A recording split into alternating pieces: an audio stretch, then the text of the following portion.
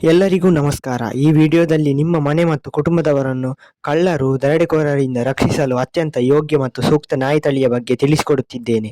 ಈ ವಿಡಿಯೋ ಇಷ್ಟವಾದರೆ ಲೈಕ್ ಮಾಡಿ, ಶೇರ್ ಮಾಡಿ ಮತ್ತು ಸಬ್ಸ್ಕ್ರೈಬ್ ಮಾಡಿ. ಹಾಗೂ ಈ ವಿಡಿಯೋವನ್ನು ಕೊನೆ ತನಕ ನೋಡಿ.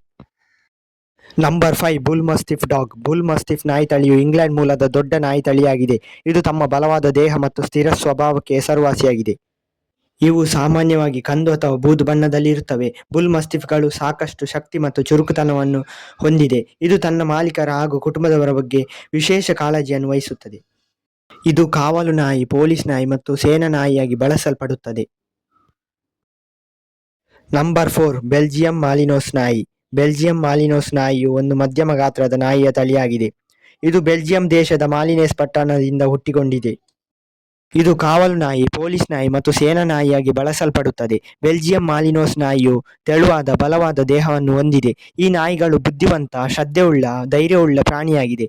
ಇದು ತನ್ನ ಮಾಲೀಕರಿಗೆ ವಿಧೇಯರಾಗಿರುತ್ತದೆ ಮತ್ತು ಅವರನ್ನು ರಕ್ಷಿಸಲು ಸಿದ್ಧವಿರುತ್ತದೆ.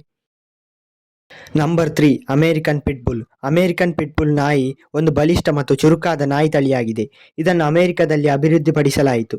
ಅವು ಬಲವಾದ ದೇಹ, ಚುರುಕಾದ ಮತ್ತು ಶಕ್ತಿಯುತವಾದ ಹಾಗೂ ಸ್ಥಿರವಾದ ಮನಸ್ಥಿತಿಯನ್ನು ಹೊಂದಿರುತ್ತವೆ. ಅಮೆರಿಕನ್ ಪಿಟ್ಬುಲ್ಗಳನ್ನು ವಿವಿಧ ಉದ್ದೇಶಗಳಿಗಾಗಿ ಬಳಸಲಾಗುತ್ತದೆ. ಉದಾಹರಣೆಗೆ ಪೊಲೀಸ್ ನಾಯಿ, ಮಿಲಿಟರಿ, ಕಾವಲು ನಾಯಿಗಳು. Number 2 Doberman pinscher. Doberman pinscher ಜರ್ಮನಿಯಲ್ಲಿ ಹುಟ್ಟಿಕೊಂಡ ಒಂದು ನಾಯಿ ತಳಿಯಾಗಿದೆ. ಡಾಬರ್ಮ್ಯಾನ್ ಪಿನ್ಸರ್ ನಾಯಿಗಳು ತುಂಬ ಬುದ್ಧಿವಂತ ಮತ್ತು ತ್ವರಿತ ಕಲಿಕೆಯ ಸಾಮರ್ಥ್ಯವನ್ನು ಹೊಂದಿದೆ. ಇವುಗಳು ತುಂಬ ವಿಶ್ವಾಸಾರ್ಹ ಮತ್ತು ಕುಟುಂಬ ಸದಸ್ಯರ ಪಾಲನೆಯಲ್ಲಿ ಉತ್ತಮವಾಗಿದೆ. ಇವುಗಳು ಸಾಮಾನ್ಯವಾಗಿ ಕಪ್ಪು ಮತ್ತು ಕೆಂಪು ಬಣ್ಣದಲ್ಲಿರುತ್ತವೆ. ಇವುಗಳ ಸರಾಸರಿ ಜೀವನಾವಧಿ 10 ರಿಂದ 12 ವರ್ಷಗಳು.